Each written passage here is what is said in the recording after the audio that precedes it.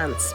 Почтенная пенсионерка. Она живет со своей старой таксой, по вечерам читает женские журналы и пьет мятный чай для улучшения пищеварения. Ничего необычного. А в это время под ее окнами...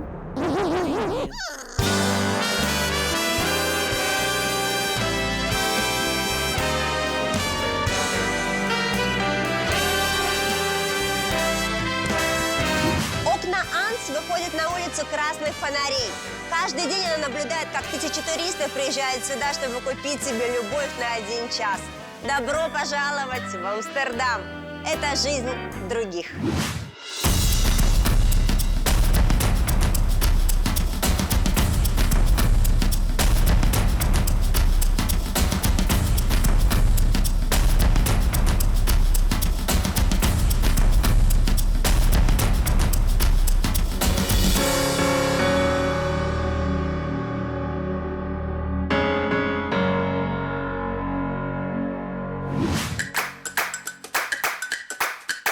Жить в Амстердаме значит иметь возможность заглядывать друг другу в огромные окна без штор, перемещаться постоянно на главном виде транспорта – велосипеде. И самое главное – разрешать себе вольности, которые для нас являются абсолютным табу. Родиться в Амстердаме – это значит получать настоящее удовольствие от своей работы. Как Ари Вандак с его женой. Даже если эта работа не очень приятно пахнет. Или как Ян Отто, собирать массу темпераментных зрителей в своем театре в районе красных фонарей и быть там абсолютным королем своего дела. Или жить в доме над водой, как Ваутер и Варсеви Бантендейки, в окна которых то и дело заглядывают любопытные туристы. Ну а если бы вы родились в Амстердаме, насколько другой была бы ваша жизнь? Давайте узнаем. Неизвестно, сколько амстердамцев было зачато в отелях, но точно известно, что в Гебарде Н. Краам отеле за 2018 год родилось 95 мальчиков и 67 девочек. Обожаю гостиницы вот с такой мягкой кроватью. Да, мы в гостинице. Не знаю, как вы, а я в таком отеле еще не была ни разу. Эта гостиница уникальная, потому что, дорогие мои, это родильный отель.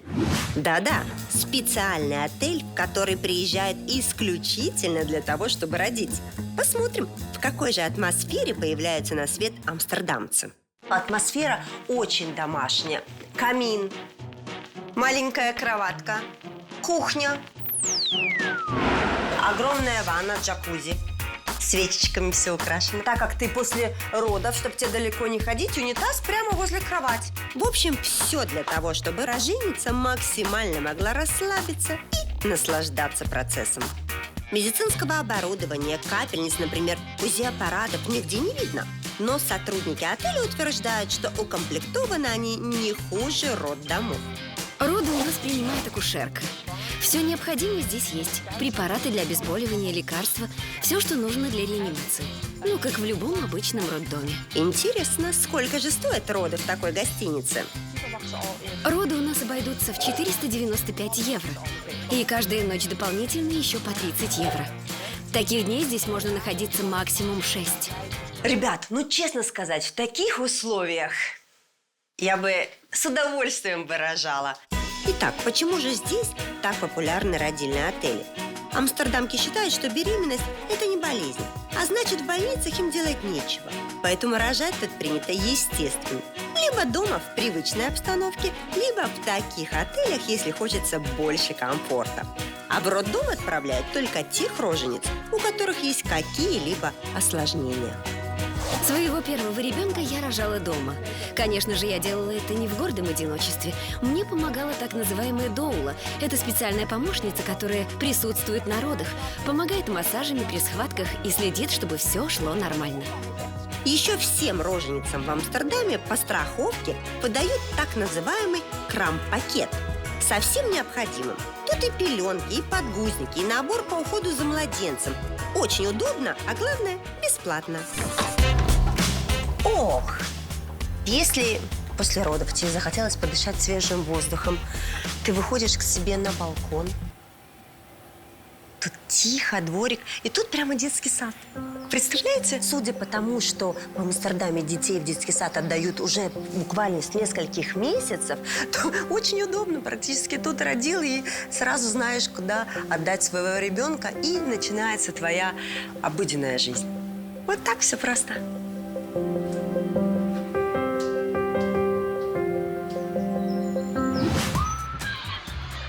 У нас в детский сад принято отдавать детей минимум после года, а в Амстердаме уже с первых месяцев жизни. В Нидерландах декрет длится всего 16 недель. Потом голландки возвращаются на работу, потому что отдавать годы своей жизни на просиживание дома с детьми у них не принято. Для того, чтобы мы и дальше совмещали карьеру детей, у нас есть детские сады, в которые мы можем отдавать своих малышей уже с 1 месяца. По-моему, это прекрасно. Детские сады здесь стоят от 800 до 2000 евро в месяц, что, как по мне, запредельно дорого. По последнему отчету ЮНИСЕФ, голландские дети официально признаны самыми счастливыми в мире. Конечно, домашние задания им не задают аж до 12 лет. На завтрак им разрешают есть шоколад. Родители не запрещают им шуметь, да еще и в школу на велосипеде можно ездить. Ух, пойду-ка познакомлюсь с этими счастливчиками.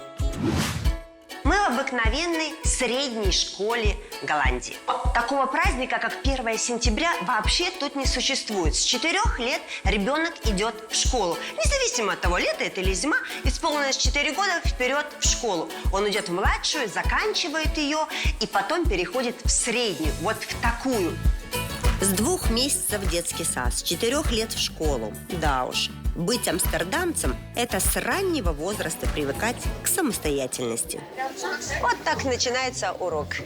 В голландских средних школах всех учеников распределяют по уровням знаний. Есть классы, в которых, скажем, не самые способные ученики, а есть классы, где учатся самые умные, так называемый высший уровень.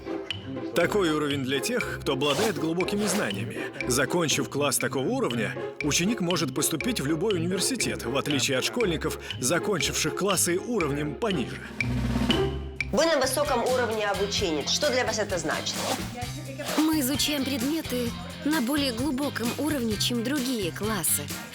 У нас больше математики, литературы, физики. А у тебя есть друзья, которые на более низком уровне учатся? Да, но мы их не называем низшим уровнем. Это будущие стилисты, парикмахеры, профессиональные механики. Обучение в школах Амстердама бесплатное. Раз в год родители делают добровольный взнос в районе 50-80 евро, который используется на нужды школы. Вся школа оборудована пандусами для людей с ограниченными возможностями. То есть тут везде думают про это. На уроках атмосфера непринужденная. Детям можно говорить вслух, смеяться. О, тут как раз, наверное, сейчас урок химии идет какой-то. Даже белые халаты есть, посмотри, у детей. Сидят, болтают, и никто не говорит: тишина в классе. Никаких строгих учителей, довольные школьники. Ощущение, что здесь вообще никто не учится. Но, конечно же, это не так. Счастливые голландские дети постепенно становятся девушками и юношами и поступают в один из амстердамских вузов. Высшее образование в Голландии платное. В среднем стоит 2000 евро в год. Но государство может помочь и дать субсидию. Потом, когда студент находит работу, то он этот долг возвращает. Мое обучение оплачивают родители, но за некоторых моих друзей платит государство. Хоть им и придется этот долг потом отдавать, но все же это очень удобно, если ты сам заплатить за себя не можешь.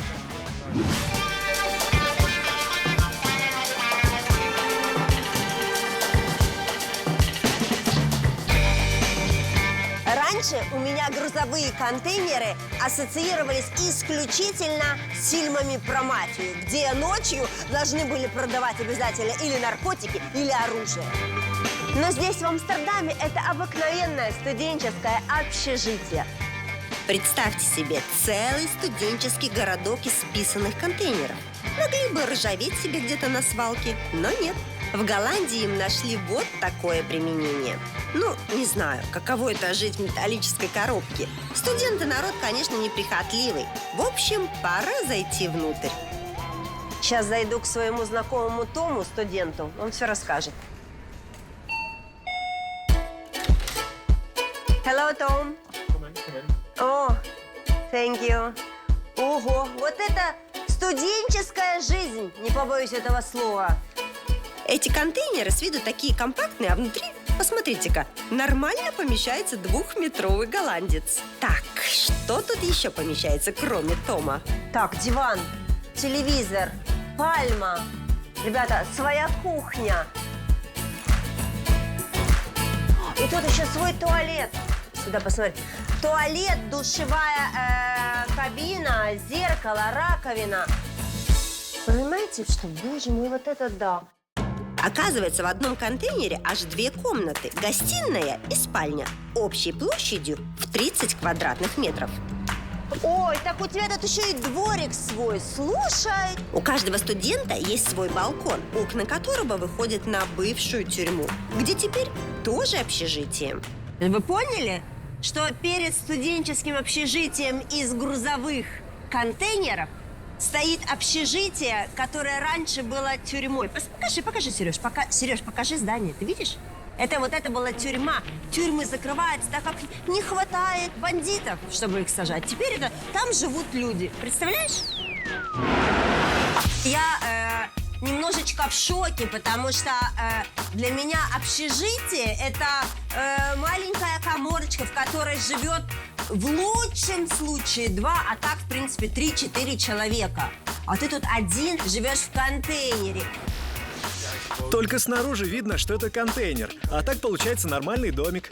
Более того, это самое доступное для студентов жилье в Амстердаме. Дешевле здесь ничего не найти. А сколько стоит вот такой вагончик? Такое жилье стоит 450 евро, и 130 евро государство дает в виде субсидии. Получается, что сами мы платим около 320 евро. Комната в таком общежитии обходится как минимум в 5 раз дешевле, чем аренда квартиры в Амстердаме. Город не из дешевых, поэтому за место в общаге придется побороться. Желающих здесь более чем достаточно. Для того, чтобы здесь жить, нужно заранее записываться. Если повезет, получите это место. Вам тут хорошо живется в этом общежитии? Конечно, нам здесь нравится. У нас прекрасные условия. Но поверьте, в Голландии тоже есть общежитие, где грязно, где есть плохая еда, и там может быть неприятно. Чисто в комнате или нет, зависит от самого человека. Например, в моей комнате всегда идеальный порядок. А еще говорят, что совсем скоро в таких грузовых контейнерах будут жить не только студенты в Амстердаме, а чуть ли не половина земли. Потому что население стремительно растет, на всех нормальных домов не хватает, а это прекрасная альтернатива трущобам. Так что вполне возможно, именно так будут выглядеть города будущего. Если вы решили отправиться на отдых в Амстердам или в любой другой город Нидерландов, или Бельгии, или в Люксембург, то туристическая компания Турпро предложит вам именно то, что вы искали. Это и лучшие экскурсии, и отели в центре города по приемлемым ценам, а также креативные программы активного отдыха. Быть амстердамцем – это значит жить в стране, где позволено чуть больше, чем в остальном мире. Всем известно, что продают в Голландии в кофешопах. И есть те, кто именно за этим сюда и летит. Конечно, для туристов это такой аттракцион, развлечение, а для местных голландцев это обыденная нормальная работа, только с необычным товаром. Hello? Да, здравствуйте. Привет, Дон. Чао. Как дела? Я прекрасно. Слушай, какой у вас тут, конечно, такой сложный воздух. Снимите, пожалуйста, вашу шапку и очки. Снять? По закону, когда вы заходите в кофешоп, то ваше лицо должно быть видно. Должно быть все открыто. Мы должны понимать, во вменяемом ли состоянии посетитель. Так мы принимаем решение, продавать ему или нет нашу продукцию. Интересный закон. Ну, я-то ничего покупать не собираюсь. Мне так просто спросить да посмотреть. Так, Дон, расскажи мне, в чем твоя вот работа заключается? Моя работа заключается в том, чтобы помочь человеку понять, что ему нужно. Вот, на, понюхай. О, слушай, такая серьезная просто. Серьезно. О! Этот сорт Открывай более глазки, сильный. ага. а этот помягче. Это, значит, это одно открыть, другое закрыть глазки. Капец. Слушайте, так обыденно, ну, как будто кофе дают выбрать. А сколько у вас вообще видов? Сейчас у нас около 16 сортов продукции. 16. Слушай, ну скажи мне, вот ты отвечаешь, ты лично, за то, что происходит с клиентом? Вот, то есть он приходит к тебе и говорит: Дон, хочу открыть глаза. Дон, хочу все забыть и все. И потом, ну мало ли какая реакция может быть у человека. Ты несешь за это ответственность? Да, есть такое. Я все же несу ответственность за клиента. Я сначала его спрашиваю, пробовал ли он когда-то, есть ли опыт. И если он остается у нас в заведении, я слежу за его состоянием. Интересно, а сам он употребляет? А сам я не употребляю. Не, ну блин, почему все? Знаешь, я у всех местных голландцев спрашиваю, они говорят нет. Нет, даже не пробовал. Я не употребляю. Мне это не интересно. Меня по молодости поймали родители. После этого я больше не пробовал. Это правда, что это именно туристическая какая-то схема именно для туристов? Но если брать в процентном соотношении, то туристов здесь намного больше. Потому что у нас это все открыто продается и доступно. Люди все, что хотели, попробовали, и им этого достаточно. Когда я была помоложе, я любила иногда посещать кофешопы. Там всегда весело, и с иностранцами можно пообщаться. Но теперь мой врач разрешает мне только мятный чай. Ну а что должен уметь вот продавец кофешопа, чтобы вы его взяли? Мозг иметь. Ты сколько ты получаешь здесь? Ребята, которые работают здесь, получают как обычные бармены. Но это плюс-минус 1400-1500 евро. Дон, спасибо тебе большое, короче. Ты меня погрузил в мир иной, так сказать. Пойду познавать себя. Вот такой это город свободы. Разрешено все, а амстердамцы этим практически не пользуются. Ну, практически. 1500 евро, которые получает продавец в кофешопе, это минимальная заработная плата в Амстердаме. Столько же здесь получают продавцы в супермаркете, дворники. Ставка учителей повыше – 2500 евро. У строителей – 3. Высокую зарплату получают врачи – около 4-5 тысяч евро. Но мне вот интересно, как много зарабатывают на самом известном амстердамском деликатесе – селедки. Ты вообще никогда в жизни не продавала селедку. Это так весело. Очень много клиентов. Он добавку просит. Посмотри. Только что на моих глазах съела одну и попросил второй. Это означает, что бизнес селедочный идет в Амстердаме очень хорошо.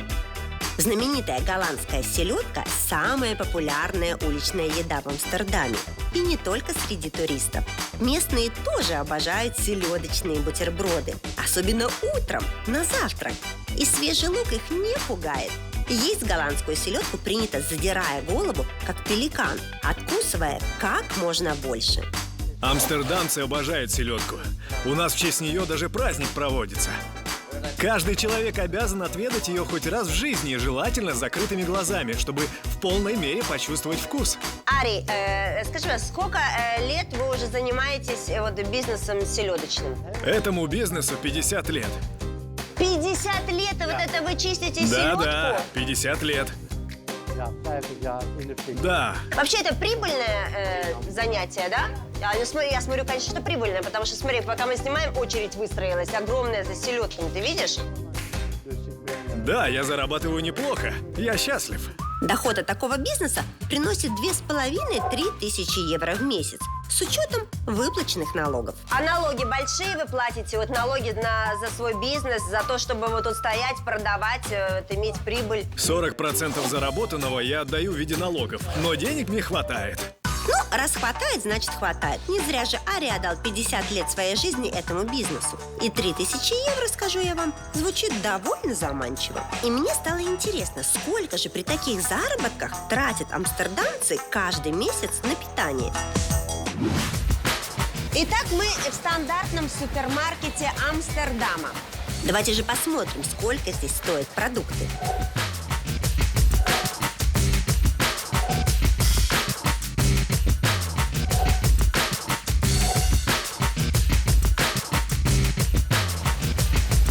молоко. Идемте дальше. На продукты для семьи из 2 человек в Амстердаме уходит порядка 400 евро в месяц. Но есть категория товаров в 2 раза дороже обычных. Есть одна особенность в Голландии именно при покупке мяса. Есть на некоторых упаковках значок вот такой. Посмотрите, видите? Это означает, что эта курица имела хорошую жизнь. Что такое хорошая жизнь? Это как минимум 2 квадратных метра курица имела жилплощадь на одну себя. То есть не жила в общежитии, так сказать, а ее выгуливали, за ней хорошо ухаживали. У нее был простор в ее помещениях, да. И вот эта курица не имеет такого значка, и она стоит 300 грамм, стоит она 2,50 евро. А это 332 грамма стоит 4,98. Практически в 2 раза она стоит дороже. Говорят, что мясо животных, у которых была вольготная жизнь, намного вкуснее и полезнее. А на своем здоровье амстердамцы уж точно экономить не будут. Я нахожусь в гостинице Депорт Ван Клифф. Она находится в самом центре Амстердама, прямо за Королевским дворцом. Это не просто отель, а место с историей. Здание практически сохранило свой первозданный вид и сейчас прекрасно сочетает в себе и модерн, и классику.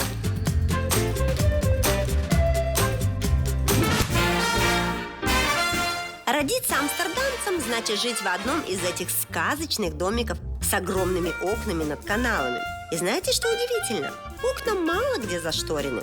Тут это не принято. Как говорят сами амстердамцы, им нечего скрывать. Любой турист может краем глаза подсмотреть, что же там внутри и какая она жизнь других. Ну а мы не просто позаглядываем, а зайдем в гости. Знакомьтесь, это Ваутер Бендендей. И он любезно согласился показать свой дом. Это? Слушай, я сколько раз приезжала в Амстердам, всегда вот ходила по улицам и мечтала зайти вот в эти дома с огромными окнами. Идем. Вот она, голландская квартира. Стоимость такой квартиры около 200 тысяч евро. Внутри все достаточно просто. Голландцы особо не выделываются в своих интерьерах. Ну, как живут среднестатистические амстердамцы, в принципе, вот сейчас наглядно мы и увидим. По сути, ничего особенного, я вам хочу сказать. Нету у них вообще батареи, я вижу, нигде. Нету, только вот такие вот газовые обогреватели, которые и делают тепло в доме. В свою очередь, здесь же в спальне прямо стиральная машинка. Коммунальные услуги, кстати, здесь стоят 130 евро вот за 65 квадратных метров. Я считаю, что это совсем недорого. Если считать, что минимальная зарплата в Амстердаме 1300 евро, то 130 евро за коммунальные услуги, мне кажется, может позволить себе, в принципе, любой. Воутер и его жена Барсови – профессиональные иллюзионисты. Я у разных была семей в гостях, но у фокусников нет. Хочешь, фокус покажу? Но Смотри. Видишь эту монетку? Сейчас лунная энергия поможет тебе. Подними руку. смотри. Господи. Чувствую энергию. Попробуй почувствовать связь с его рукой. Сейчас луч от твоей руки пойдет к монете. Теперь медленно поднимай руку и смотри на монету. Да ладно, как это так? Ох, если бы все деньги так легко шли мне в руки. Ох. Держи. Она принесет тебе удачу. Такими фокусами семья Бендендейков зарабатывает в месяц на 2,5 тысяч евро. Считаются они средним классом. А вот у вас как? Вы оба отвечаете за финансовую часть? Или все-таки как-то у вас есть разделение финансовое? У нас в Голландии мужчина и женщина наравне. Мы все делаем 50 на 50. Мы готовим вместе, убираем, следим за ребенком. То есть нету такого, что «я хочу, чтобы ты мне купил новое кольцо». У нас так не делают. И моя жена не капризная. Она даже ругается, когда я хочу ей что-то купить. Поэтому в последнее время подарки мы выбираем вместе. Хорошо жить в Амстердаме, подарки выбирать вместе, жить в центре города в доме на канале. И по местным меркам стоить это будет не так уж и дорого.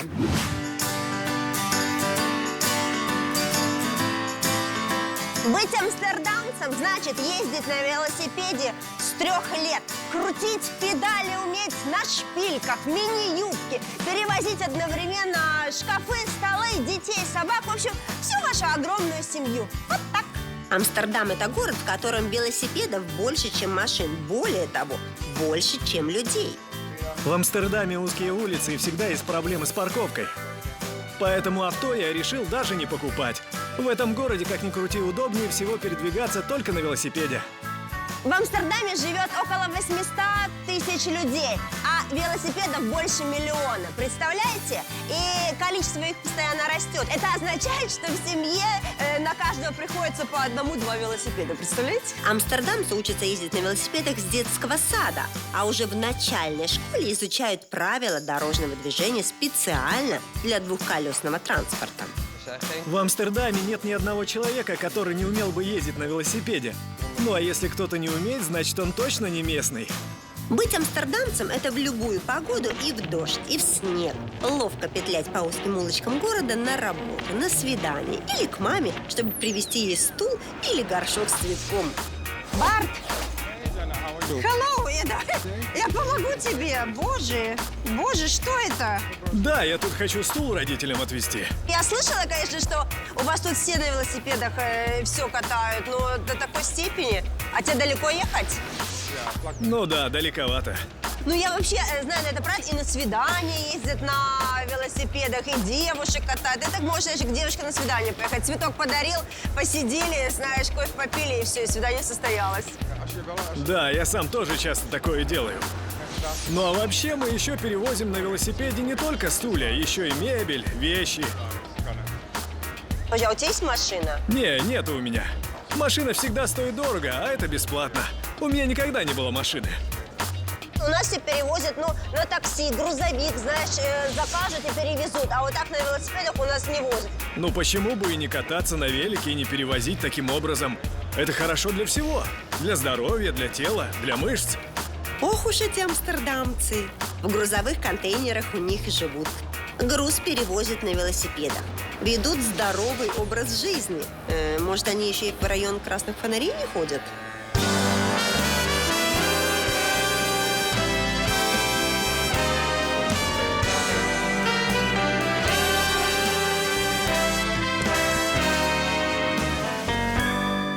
Мне нравится туда ходить. Хорошие бары, классная атмосфера. Район красных фонарей существует как-то отдельно от меня. Я здесь, а он там. Когда этот район создавали, меня не спрашивали, хочу ли я, чтобы он был в Амстердаме. Просто меня тогда еще не было.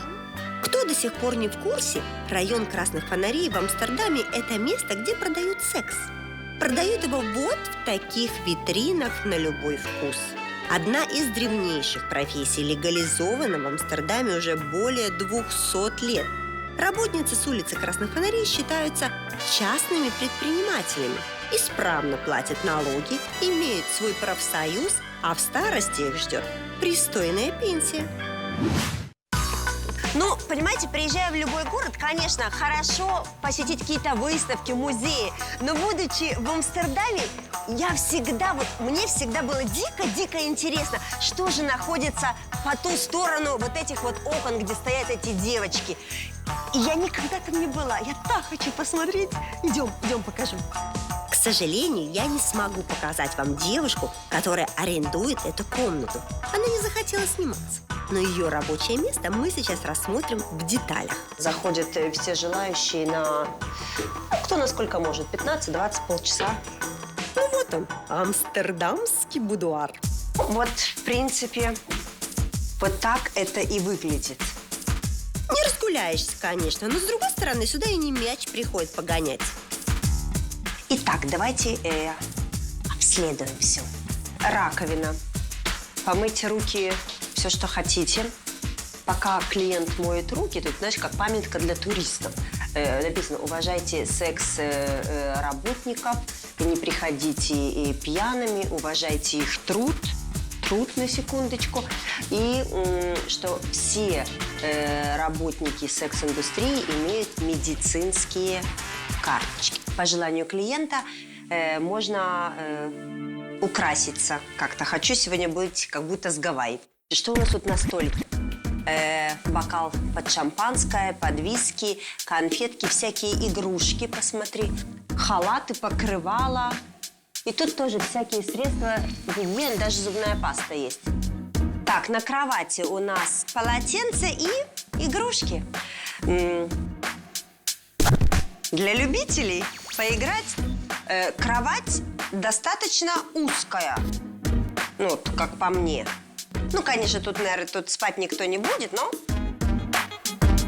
такая, как, жесткая. Хоть и лежит одеяло с хищным окрасом, но все-таки кровать не выглядит как ложа любви. Скорее, как койка в хостеле. Конечно же, обязательный костюм медсестры. При этом свете ты всегда будешь красоткой, знаешь? Поэтому, наверное, когда клиенты сюда приходят, им кажется: боже, какая красивая женщина. А тут просто свет такой, все обман, все обман. Аренда такой комнаты обходится девушкам в 150 евро в день. На одном клиенте зарабатывают около 50 евро за 15 минут. То есть, чтобы не быть в убытке, как минимум 3 клиента за ночь нужно поймать. Ох и нелегкая работка. Селедку продавать вот веселее.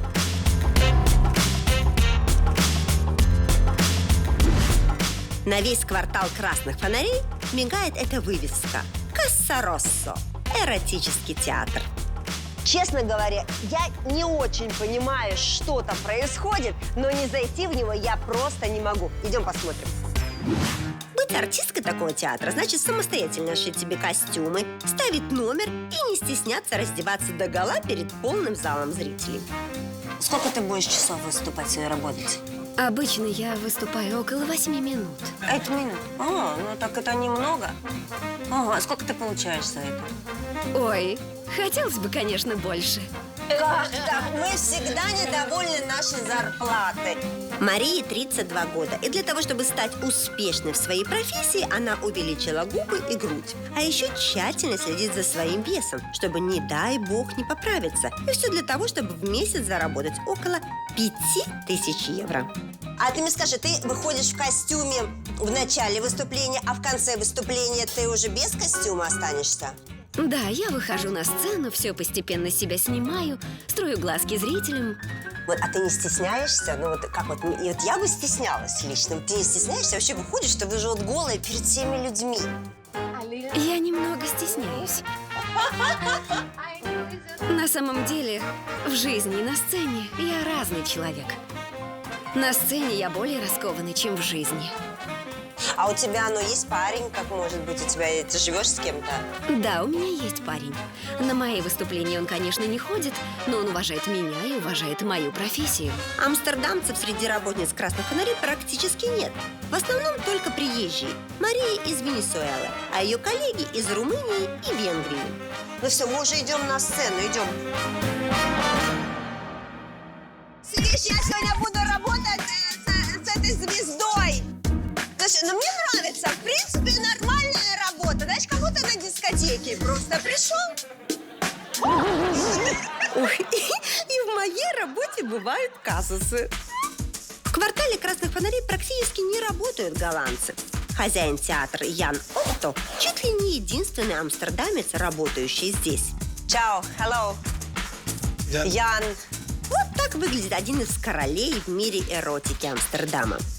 Ну, не Джордж Клуни, конечно. Обычный такой себе дяденька в свитере. Просто мне вот интересно, чем отличается вот эротический бар от вашего театра?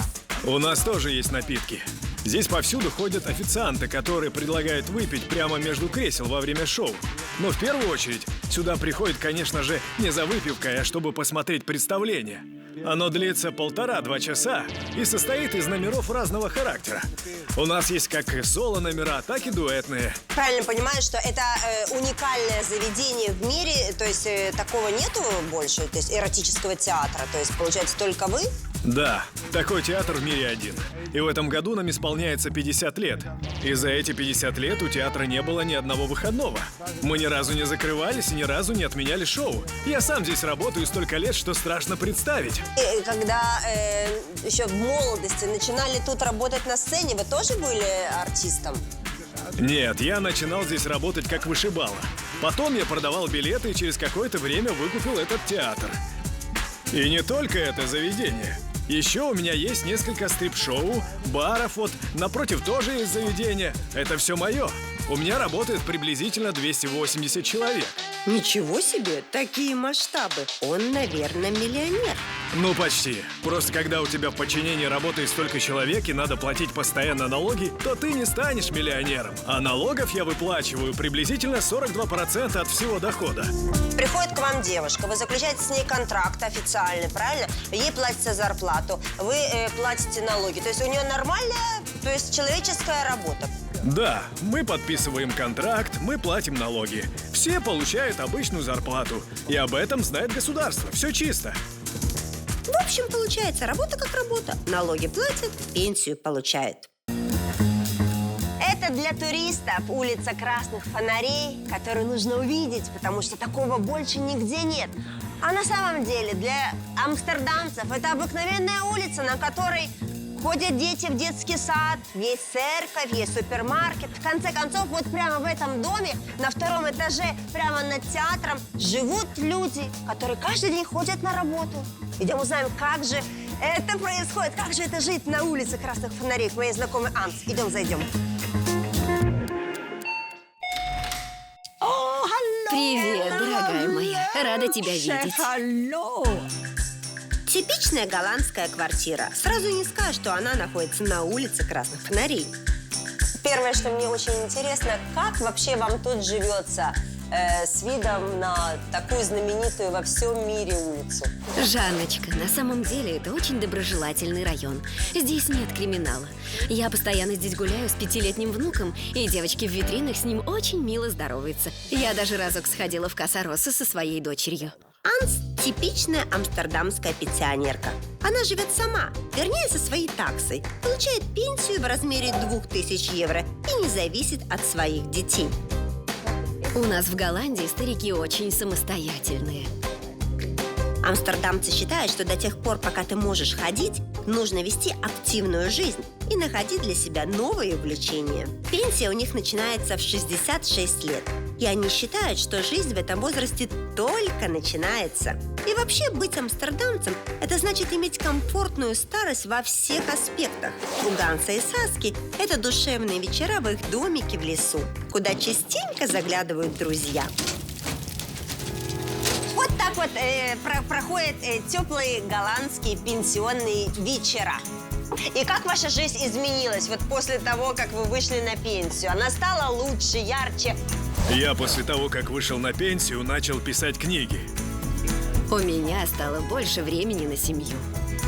Для меня очень многое изменилось с момента выхода на пенсию. У меня была офисная работа, а сейчас появилась наконец-то возможность побольше бывать на воздухе. Гулять в лесу, заниматься животными, у меня даже лошадь есть. Но выглядите, я хочу вам сказать, вы просто великолепно. Вы прямо молодежь, вы светитесь, понимаете? Ну, вы, конечно, молодцы. А это правда говорят, что вот в Голландии дети, когда родители их на пенсии, они за ними не ухаживают, что пенсионеры сами обходят своими силами. Бывает и так. Лично я сам помогаю моим детям и думаю, что впоследствии они помогут и мне. Поэтому так важно следить за здоровьем, чтобы не обременять своих детей. Им есть чем заниматься, а мы стараемся как можно дольше справляться самостоятельно со всем.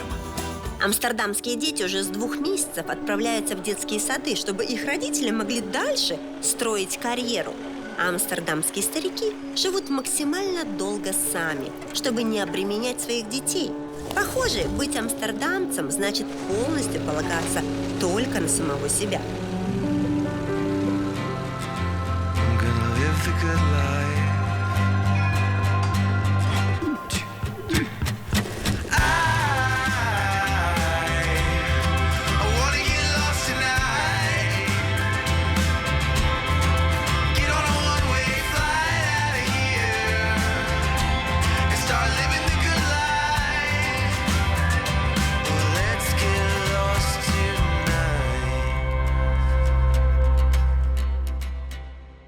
Амстердам оказался городом, где люди все чаще стали занавешивать окна, где кофешопы и район Красных Фонарей посещают в основном туристы, где велосипедов больше, чем людей. Городом, в котором семейный бизнес – дело всей жизни. А старость 70 лет – это всего лишь новый этап приключений и осознание того, что возраст – это всего лишь цифра.